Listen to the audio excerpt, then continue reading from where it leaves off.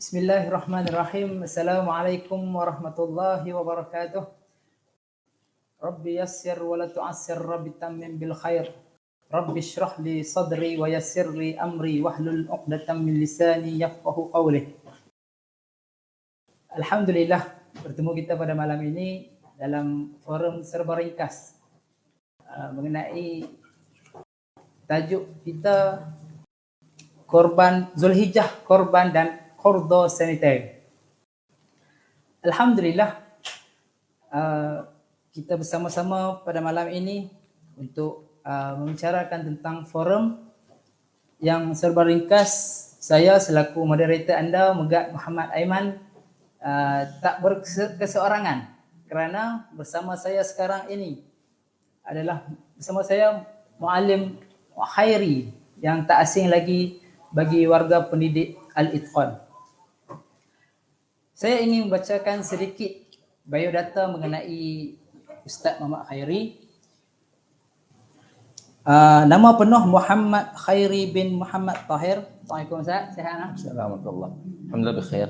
Berasal dari Melaka, mendapat pendidikan tertinggi di Institut Pengajian Tinggi Islam Bangil, Jawa Timur, Indonesia dalam bidang syariah Islamiyah. Mantan guru besar Sekolah Rendah Al-Itqan, merupakan guru takmil di Pulau Pinang dan juga amil zakat di negeri ini. Alhamdulillah, bersyukur kita kepada Allah kerana masih lagi kita diberi kesempatan, diberi nikmat untuk bernafas, masih lagi kita dapat mengerjakan amal soleh dan seterusnya mendapat taufik dan hidayah untuk mendengar forum kita pada malam ini. Saya akan kupaskan sedikit mengenai tajuk kita, pemilihan tajuk kita pada malam ini. Zulhijjah, korban dan Qordo Sanitary.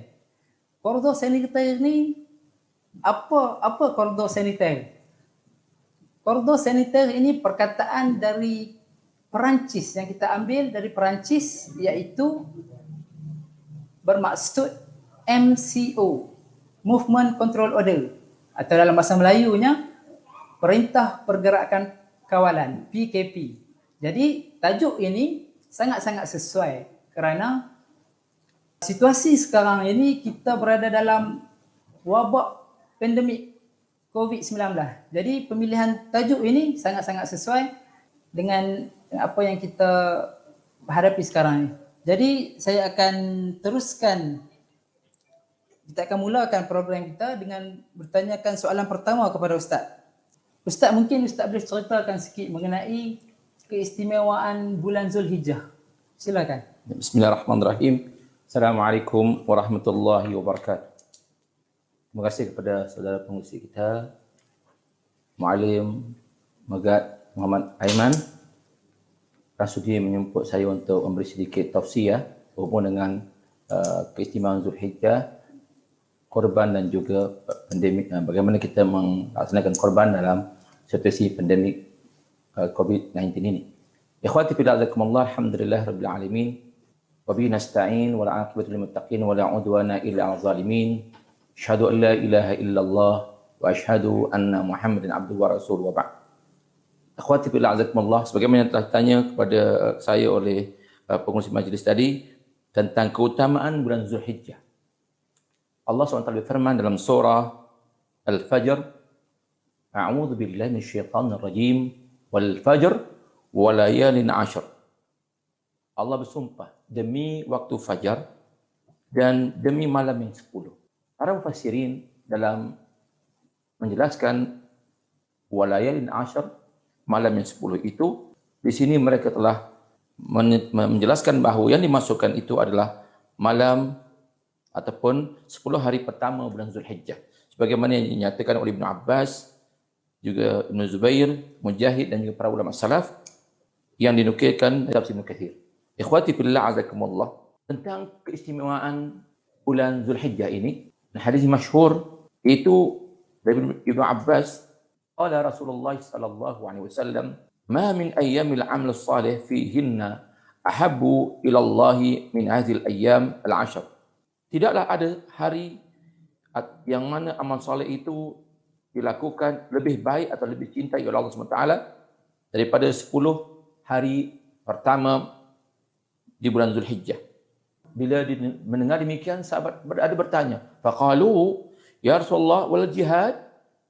Mereka bertanya, ya Rasulullah, walaupun jihad, karena jihad merupakan pengorbanan yang paling tinggi ataupun ibadah yang paling tinggi, iaitu mengorbankan jiwa dan raga di jalan Allah SWT. Apa kata Nabi SAW? Qala SAW, wal jihad fi sabilillah. Walaupun jihad tidak boleh menandingi ibadah di 10 pertama bulan Zulhijjah. Illa rajulun kharaja bi nafsihi wa malihi. Melainkan satu keadaan atau satu kondisi orang yang keluar dengan jiwanya dan hartanya. Walam yarji' min dzalika bi syai'in. Dan dia tidak kembali selama-lamanya. Maksudnya dia terbunuh. Barulah boleh menandingi ibadah di bulan Zulhijjah. Ikhwati fillah azakumullah. Itu juga di lafaz lain yang menerangkan tentang kelebihan 10 pertama bulan Zulhijjah. Nabi bersabda, "Ma min amali azka inda Allah azza wa jal wala a'zam ajran min khairin ya'maluhu fi ashr al-adha." Itu tidak ada amalan yang paling utama sisi Allah azza wa jal, tidak juga lebih agung pahalanya daripada amalan yang dilakukan pada 10 hari pertama bulan Zulhijjah. Itu juga tentang riwayat lain agar kita perbanyakkan ibadah di bulan ataupun di 10 pertama bulan Zulhijjah. Itulah hadis yang diriwayatkan Imam Ahmad. Nabi bersabda, "Fakthiru fihinna." Perbanyakkan oleh kalian padanya pada 10 pertama bulan Zulhijjah. Itu apa dia? Minat tahlil. Itu kita banyakkan tahlil. Tahlil itu adalah lafaz la ilaha illallah. Bertakbir. Kita bertakbir, membesarkan Allah. Allahu Akbar. Allahu Akbar. Wa tahmid, dan kita memuji Allah. Alhamdulillah. Alhamdulillah. Perbanyakkan demikian. Jadikan dia sebagai zikir, jadikan dia sebagai kita katakan apa? Wirid, ya, tasbih kita. Setiap masa. Ya, sama ada mutlak atau muqayyad. Kita bertakbir. Ikhwati fillah azakumullah, perkara yang perlu kita berkongsi bersama tentang kelebihan 10 Zulhijjah ini, Al-Hafidh Ibn Hajar Al-Asqalani berkata, "Walladhi yazharu anna as-sababa fil imtiyaz 'ashara imtiyaz Zulhijjah limakan ijtima' ummahatil ibadah fihi wa hiya as-salah was-siyam was-sadaqah wal-hajj wala ta'ta zalika fi ghairi." Yang jelas nampak di sini, itu keistimewaan 10 Zulhijjah. Hari yang pertama bulan Zulhijjah ini adalah kerana terkumpulnya ibadah utama, ibadah pokok. Seperti apa dia? Seperti salat, di situ ada. Sepanjang 10 Zulhijjah itu terkumpul padanya ibadah salat, ibadah puasa, sedekah, haji, yang mana ia tidak terkumpul pada hari-hari yang lain. Ikhwati fillah azakumullah. Jadi jangan kita sia-siakan sisa hari yang tertinggal daripada 10 awal Zulhijjah ini. Ya, kita telah masuk pada 4 Zulhijjah. Berarti kita ada tersisa lagi 6 hari. Ya. Itu 10 pertama bulan Zulhijjah. Jadi perbanyakkan kita berpuasa. Sama ada kita berpuasa sepanjang hari, iaitu daripada 1 hari sampai 9 Zulhijjah. Kalau kita mampu. Karena 10 Zulhijjah merupakan Id yang diharamkan kita berpuasa. Kalau tidak mampu, kita puasalah. Dengan kita puasa Isnin dan Khamis, kemudian kita tambah hari Arafah, 9 Zulhijjah, dan juga 8 Zulhijjah, hari Tarwiyah. Jika tidak, cukuplah kita berpuasa pada hari Arafah, karena besar ganjaran sisi Allah SWT. Ikhwati fillah azakumullah. Seterusnya, yang boleh kita kongsi bersama di sini adalah tentang kelebihan 10 hari ini. Di antara lain, Abu Uthman An-Nahdi rahimahullah berkata, Kanu maksudnya siapa dia? Mereka salafus saleh yu'azzimuna salasa asharat al-ashar al-ula min al-Muharram wal ashar al-awwal min Dzulhijjah wal ashar al-akhir min Ramadan. Itu salafus saleh mengagungkan 10 hari pada 3 keadaan. 3 bulan maksudnya situ. Itu yang pertama, mereka mengagungkan bulan Zulhijjah. Ya, bulan Zulhijjah 10 hari lah yang kita bicarakan sekarang ini. Kemudian mereka mengagungkan juga 10 hari pertama di bulan Muharram. Ya, kita tahu bahawa 10 bulan Ashura, terus Tasu'ah, ya, 10 juga itu merupakan hari yang diagungkan oleh salafus saleh. Dan yang ketiga, 10 akhir bulan Ramadan. Bermulanya kita iktikaf. Daripada sahabat juga salafus saleh, mereka ini mengutamakan 10 hari pada 3 bulan yang kita nyatakan tadi. Ya. Oleh kerana itu, ikhwati fillah jazakumullah, besarnya ganjaran yang Allah sediakan kepada kita, yang sehinggakan jihad fisabilillah juga dapat boleh dikalahkan dengan ibadah yang kita lakukan di 10 pertama bulan Zulhijjah. Jadi begitulah yang boleh kita kongsikan bersama tentang kelebihan. Oleh kerana itu, janganlah kita abaikan sisa waktu yang tersisa, iaitu 6 hari lagi untuk kita melakukan sama ada ibadah puasa, bertakbir, bertahlil dan juga bertahmid, dan juga kita melakukan ibadah sedekah. Jadi apa saja ibadah yang kita lakukan di sisi Allah akan diganjarkan dengan berlipat-lipat ganda. Itulah dia yang boleh kita kongsikan bersama tentang kelebihan 10 Zulhijjah ataupun 10 pertama bulan Zulhijjah. Silakan. Terima kasih Ustaz. Ucapkan kepada Ustaz Muhammad Khairi di atas penerangan yang agak menarik bagi saya. Ternyata bulan Zulhijjah itu sangat besar ganjaran padanya. Terkumpul ibadah-ibadah utama.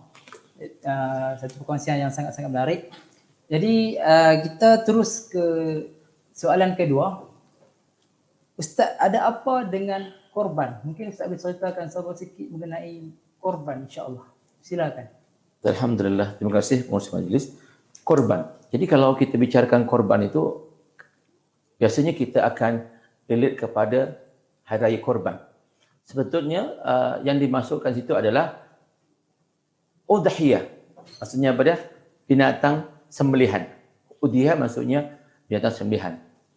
Ya, jadi kalau adha, jam'u jam'in nama dia. Ya, jamak daripada adahi. Di bahasa Arab itu ada jamak atau jam'u jam'in. Jadi yang kita masukkan korban itu sebenarnya dalam bahasa Arab apa dia? Udhiyah, binatang korban. Adahi jamak dia. Kalau adha jamak kepada adahi. Jadi jam'u jam'in itu sedikit segi bahasa. Baik, tentang korban ini, ikhwati billahi, tentu kita akan bicarakan bagaimana hukum dia. Ya. Di samping kita tahu definisi korban itu ataupun udhiyah itu adalah binatang sembelihan. Ya. Tentu yang kita akan ketahui yang dinyatakan oleh para ulama, yang afdalnya adalah unta, diikuti dengan lembu, kemudian kambing. Ya. Itu kalau kemampuan kita unta, masya-Allah, alhamdulillah. Jika tidak, kambing. Ya. Kalau kita mampu kambing saja untuk satu keluarga, tidak, kerana ada hadis demikian. Ya. Kemudian apa hukumnya? Hukum tentang korban ini memang ada khilaf di kalangan ulama. Sebagian mengatakan ianya adalah wajib, maksudnya perlu kita laksanakan. Ya, bagi mampulah. Ya. Ada pun yang kedua, yang ini yang pendapat jumhur bahawa ianya sunnah muakkadah. Sunnah muakkadah maksudnya sangat dituntut. Maksudnya kalau orang itu mampu dia tak buat, maka alangkah rugi dia. Ya, alangkah rugi. Jadi ikhwati fillah azakumullah, berdasarkan daripada dalil bahawa jumhur mengatakan bahawa ianya merupakan sunnah muakkadah. Jadi kalau terdapat hadis yang melarang, kerana bila orang melakukan niat berkorban, maka ada larangan agar dia tidak boleh memotong kuku, kemudian dia tidak boleh memotong rambutnya ataupun bahagian rambut yang ada di bahagian tubuh dia. Jadi bila hal demikian, maka dihukumkan ianya bukan kepada haram kerana dia bukan wajib, dia dikatakan sebagai makruh. Ya. Segi hukum tentang tentang korban ini. Ikhwati fillah azakumullah, kita tahu bahawa ianya sunnah muakkadah yang merupakan jumhur ulama termasuk mazhab Syafi'i. Kemudian tentulah terdapat banyak faedah daripada korban ini. Jadi para ulama sepakat bahawa korban itu merupakan sunnah muakkadah Namun jika orang berkorban kerana dia niat nazar, maka dia dah wajib. Dia bernazar untuk berkorban, tapi kerana nazar itu bukan korban, ya. Nazar itu merupakan wajib, maka korban yang atas nazar itu menjadi wajib. Jadi bergantung kepada niat mereka. Kerana Allah menyatakan la yukallifullahu nafsan illa wus'aha. Allah tidak membebankan seorang itu melainkan apa yang dia sanggup. Bolehkah kita berkorban untuk mereka yang telah meninggal? Dalam masalah ini tak lepas daripada khilaf. Jumhur mengatakan bahawa tidak wajib untuk dilaksanakan. Tetapi dia jatuh wajib jika si mati ada berwasiat. Dia jatuh kepada seperti nazar tadi. Ya. Jadi, hal demikian kalau ingin dilakukan oleh waris, kita tahu dan kita biasa dengar bahawa orang yang melakukan korban pada ibu dia. Kalau seandainya ibunya berwasiat, maka itu merupakan, maka dia boleh laksanakan. Jika tidak, maka sebaiknya tidak dilaksanakan. Ya. Baik, ikhwati fillah azakumullah. Sebagaimana telah dinyatakan tadi, bila kita berniat untuk korban, maka dengan tegas Nabi SAW menyatakan, Iza uhilla hilalu Zulhijjah. Bila masuknya bulan Zulhijjah, maksudnya pada batas akhirnya dalam kalender Islam itu, hari itu dihitung daripada maghrib. Jadi masuk Zulhijjah maksudnya di sini sebelum maghrib, maksudnya batas pada asar. Itu merupakan waktu terakhir bagi seseorang yang telah berniat untuk melakukan korban. Fala ya'khudhanna min sya'rihi, maka dia tidak boleh memotong rambutnya, wala min azfarihi syai'an, dan juga memotong kuku sedikit pun, hatta udhiyah, sehingga dia menyembelih binatang korbannya.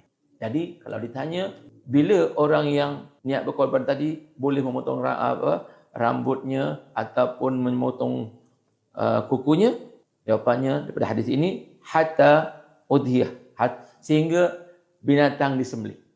Contohnya, insya-Allah kita akan menyambut Idul Adha pada hari Jumaat. Dan sebagian besar kaum muslimin, bagaimana kita dengar juga di mimbar tadi, daripada pengurusi mengatakan bahawa mereka buat hari Sabtu. Jadi kalau orang buat hari Sabtu masa hari Jumaat tu, walaupun hari raya, dia tidak boleh memotong rambut ataupun kuku. Sehingga binatang disembelih. Dan sebenarnya sudah cukup, tak tunggu dia perlu dibagi, dimasak ayah. Ya, sehingga disembelih. Itu perkara yang perlu kita pahami, dan jelas dalam hadis ini menerangkan demikian. Jadi semua berhubungan ibadah sebagai kaum muslimin, kita perlu sami'na wa ata'na. Ya, perlu kita mentaati saja apa yang Nabi tegangkan, dan itu merupakan sebaik-baik ibadah yang perlu kita lakukan. Sebagaimana kita nyatakan juga tadi bahawa urutan binatang korban yang paling utama pada unta, diikuti lembu dan kambing. Ya. Adapun haiwan yang cacat tidak dibenarkan. Jadi hendaklah kita berkorban dengan binatang yang sihat. Ya, sebagaimana dalam hadis Nabi mengatakan. Ya, saya baca saja hadisnya itu. Ya, terjemahan saja untuk menyempatkan waktu kita. Iaitu ada 4 hal yang tidak boleh ada pada haiwan korban, iaitu buta sebelah mata, sakit yang jelas terlihat, pincang yang jelas, dan yang tidak berakal kerana sudah terlalu lemah. Jadi 4 jenis cacat itu tidak boleh ada, tidak boleh dilakukan korban. Ini dinyatakan oleh Ibnu Qudamah dalam kitab Al-Mughni. Jadi di sini bahawa binatang yang cacat tidak dibenarkan untuk dikorbankan. Malah sebagian mengatakan bahawa ia dibenci. Ikhwati fillah azakumullah, tentang bilangan sebab ada khilaf juga di antara ulama. Ada mengatakan bahawa pembagian contohnya lembu ataupun unta untuk 7 bahagian, ya, kambing untuk seorang. Jadi ada juga riwayat yang ada orang yang melakukan kambing untuk satu keluarga itu pernah. Nabi pernah melakukan 2 ekor kambing untuk keluarganya sendiri. Maksudnya tidak dibataskan. Jadi kalau kemampuan kita boleh 1 ekor lembu, alhamdulillah. Jika tidak, 1 ekor kambing sudah memadai. Maksudnya kita melakukan juga ibadah korban. Ya, jangan kita abaikan. Ikhwati fillah azakumullah. Jadi tentang pembahagian daging korban itu, satu tentu kita ingin tahu. Ya, yang terakhir itu bagaimana kita laksanakan adalah 1/3 untuk kita, untuk orang yang berkorban, 1/3 untuk keluarga, kerabat dan juga jiran, ya, dan 1/3 untuk disedekahkan. Itulah telah yang Nabi nyatakan. Jadi sebaiknya orang yang berkorban itu makan daging itu, kemudian jangan lupa dia memberikan kepada tetangganya 1/3 lagi, dan 1/3 jangan lupa disedekahkan kepada orang-orang yang memerlukan.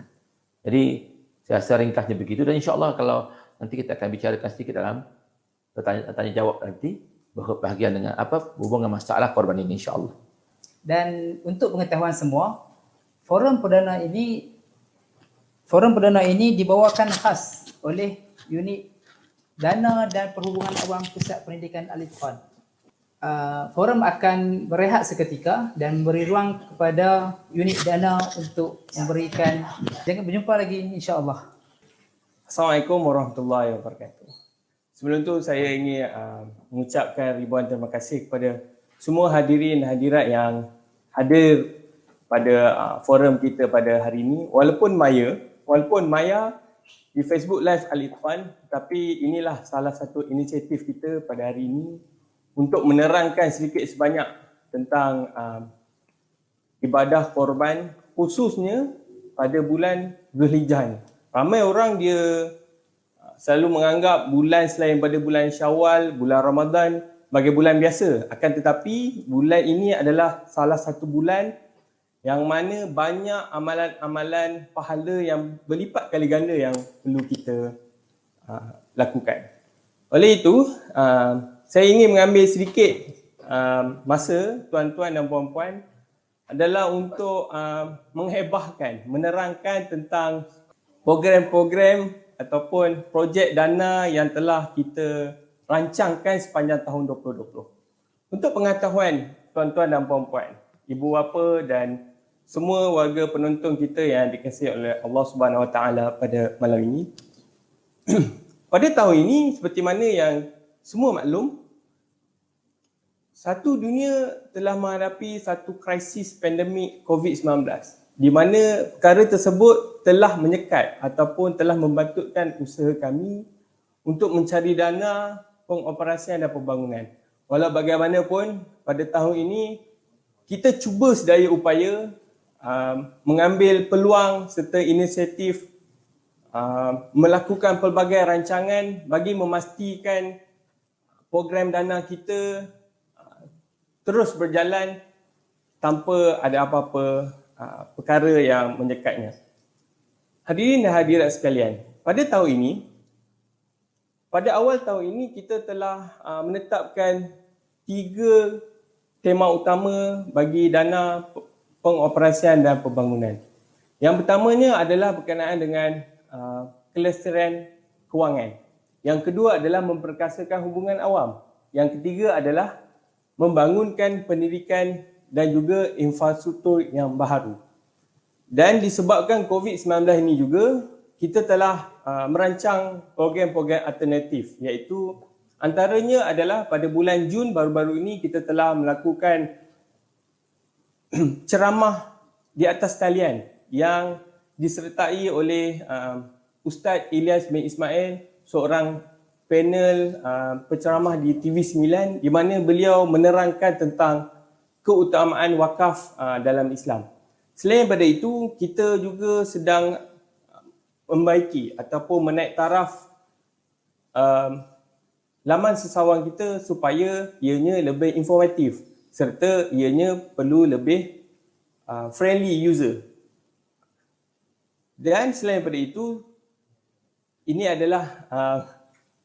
itu, kita juga telah meletakkan ataupun memperbarui laman sesawang kita dengan pembayaran di atas talian. Selepas ini, tuan-tuan dan puan-puan, jika mana ingin menyumbang kepada institusi Al-Itqan, boleh sahaja melayari www.alitqan.edu.my. Di situ kami ada sertakan pelbagai kaedah serta aktiviti-aktiviti menarik di mana tuan-tuan dan puan-puan boleh menyumbang kepada Al-Itqan. Antaranya adalah tentang tanah wakaf Al-Itqan.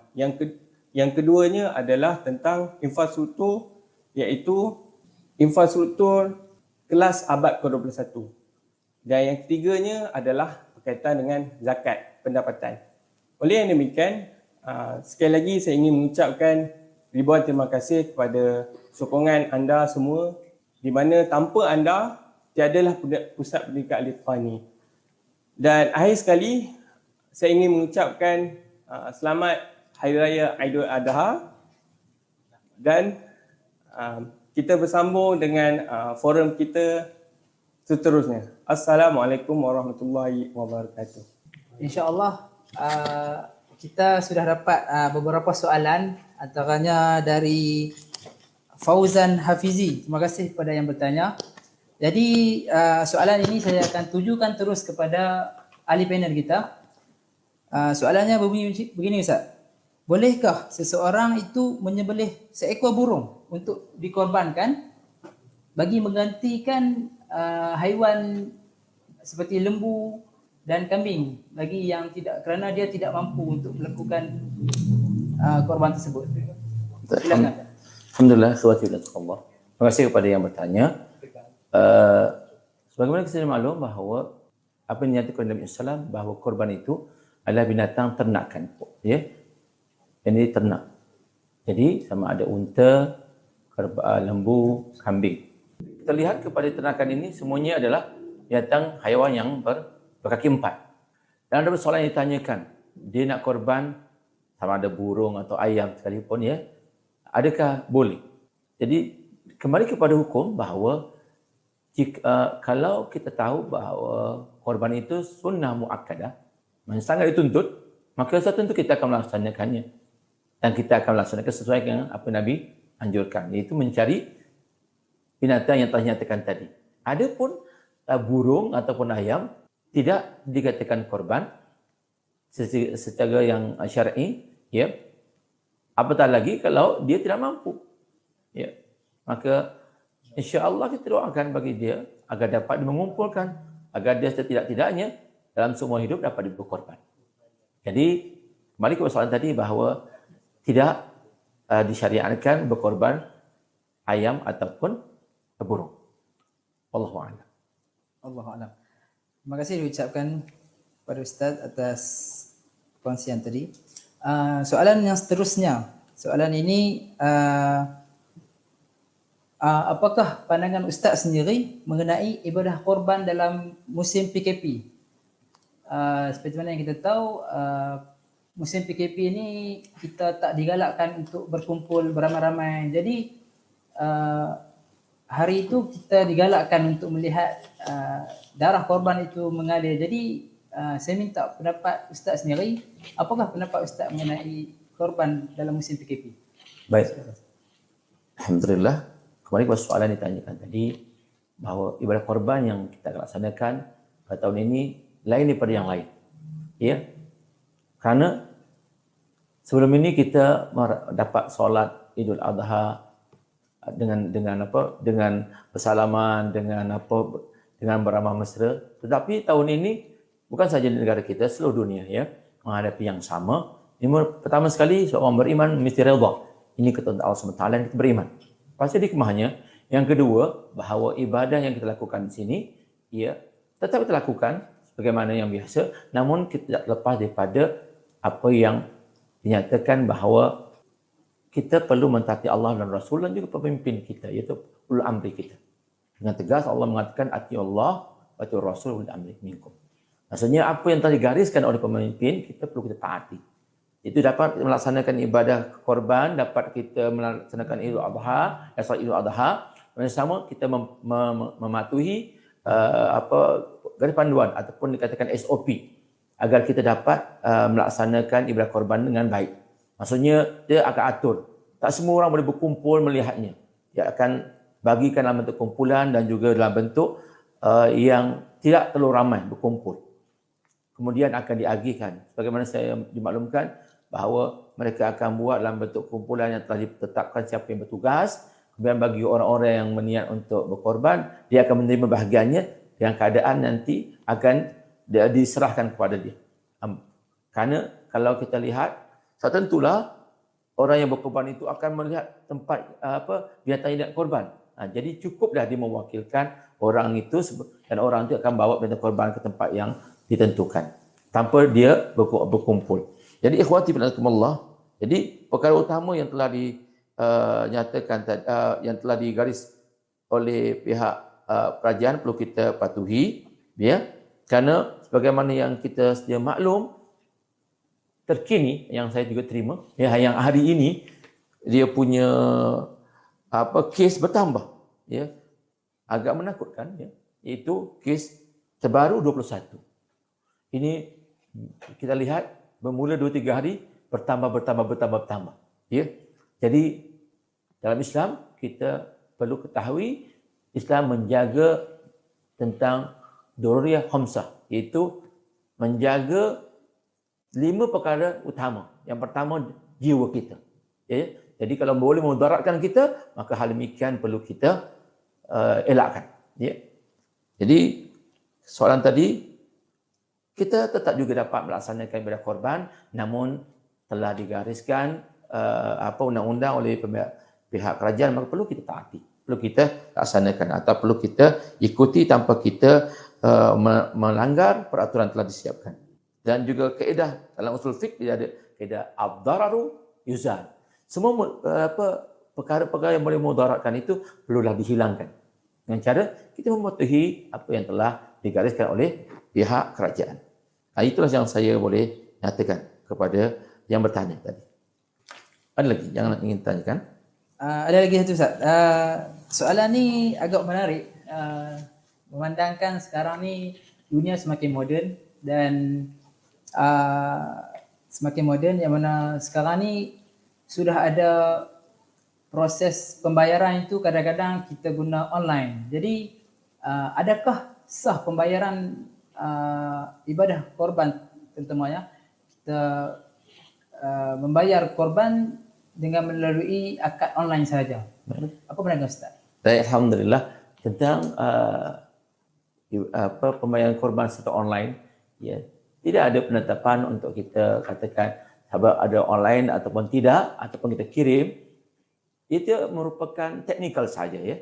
Teknikal di mana kalau kita dia online pun kita kirim memadai, kita niatkan itu sudah, ataupun kita mewakilkan kepada seseorang. Baru-baru ini juga sama juga kesnya tentang nikah online. Tidak ada masalah. Ya. Jadi tidak ada ketetapan bahawa dia mesti orang tu hadir, ya, di depan, bahawa tidak, ya.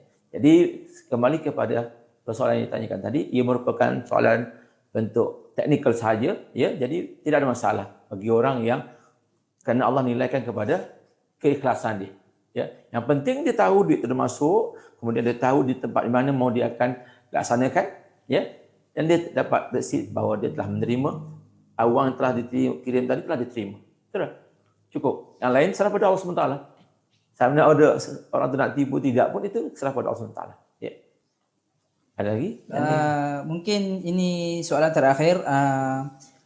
Assalamualaikum Ustaz. Apakah hukum kita mengagihkan daging korban kepada rakan-rakan yang bukan Islam? Baik. Ini soalan ini sering ditanyakan, ya. Bagi orang yang telah berkorban, dia bawa balik korban, jirannya itu ada orang kafir, ya, orang Cina, orang India. Bagaimana? Bolehkah kita beri daging korban kepada mereka? Baik. Soalan ini saya suka mengambil daripada jawapan Lajnah Daimah, daripada fatwa Lajnah Daimah. Soalan yang sama ditanyakan, dia menjawab boleh memberikan daging korban, ya, untuk orang kafir, masuk kafir mulhid. Dalam negara kita ini kata kafir mulhid, itu orang kafir yang mengikat perjanjian damai dengan kaum muslimin, dan tawanan yang masih kafir contohnya, baik kerana mereka miskin, kerabat, tetangga, atau sekadar melunakkan atau nak menjinakkan, mendakwah untuk mereka. Kerana ibadah korban itu intinya adalah menyembelihnya untuk mendekatkan diri kepada Allah SWT. Adapun dagingnya maka lebih afdal adalah dimakan pemiliknya sepertiga, diberikan kepada kerabat, tetangga tadi, walaupun dia bukan orang Islam, boleh kita berikan, dan sahabat, ya, 1/3, dan 1/3 lagi hendaklah kita disunnahkan untuk kita bersedekah kepada fakir miskin, ya. Namun seandainya ada dinyatakan di sini, namun seandainya pembagian tidak rata atau sebagian yang lain merasa cukup atau maksudnya sehingga yang lain tidak mendapatkan daging korban, maka tidak mengapa kita tak bagi. Contohnya benda itu tak banyak, maka perlulah kita utamakan kepada kaum muslimin. Adapun soalan tadi boleh nak bagi jiran, tidak masalah. Ya. Tidak ada hukum mengatakan haram. Jadi hukumnya di situ bersifat sunnah. Okey, baik. Ustaz, ada satu lagi penambahan soalan. Ada orang tanya, adakah afdal korban di tempat sendiri ataupun yang mana lagi afdal, sama ada di tempat sendiri ataupun di tempat yang kita tahu negara tu kekurangan ataupun negara yang miskin. Jadi yang mana lagi afdal, Ustaz? Baik. Tentu kita kembali kepada sunnah Nabi SAW. Ya. Kembali kepada sunnah Nabi SAW itu lebih afdal. Iaitu Nabi SAW apabila telah melakukan solat Idul Adha, beliau menyembelih. Jadi maksud itu sebagaimana ayat fasalli rabbika wanhar. Hendaklah dia bersolat dan hendaklah dia berkorban. Jadi satu itu di sini apa dia? Melakukan ibadah korban itu di tempat sendiri itu lebih afdal. Ya, dengan kita menyaksikan, apatah lagi kita menyembelih sendiri. Namun tidak menjadi tidak mengatakan tidak sah atau tidak menyatakan ianya batal tentang korban tadi kalau kita lakukan ke tempat lain yang kita tidak saksikan. Memadai kita mewakili seseorang. Ya, dan hal itu dianggap asal diterima oleh Allah SWT. Cuma afdalnya bagaimana? Afdalnya sebagaimana dicontohkan itu kita melakukannya di tempat kita melakukan solat dan kita hadir sendiri dalam menyaksikan atau kita menyembelih sendiri biar korban itu. Allahu a'lam. Allahu a'lam. Terima kasih diucapkan kepada Ustaz Muhammad Khairi bin Mu'tair atas penjelasan yang sangat-sangat memberi banyak input kepada kita. Moga-moga dengan perkongsian yang serba sedikit ini dapat memberi manfaat kepada kita. Walaupun kita tak dapat untuk amalkan semua, insya-Allah kita tak tinggal semua. Jadi kami dari warga Pusat Pendidikan Al-Itqan memohon 1000 kemaafan sekiranya ada salah silap, kurangan, kami mohon maaf. InsyaAllah jika ada kesempatan kita akan bertemu lagi insyaAllah. InsyaAllah. Wabillahi taufiq wal hidayah. Assalamualaikum warahmatullahi wabarakatuh. Waalaikumsalam warahmatullahi wabarakatuh.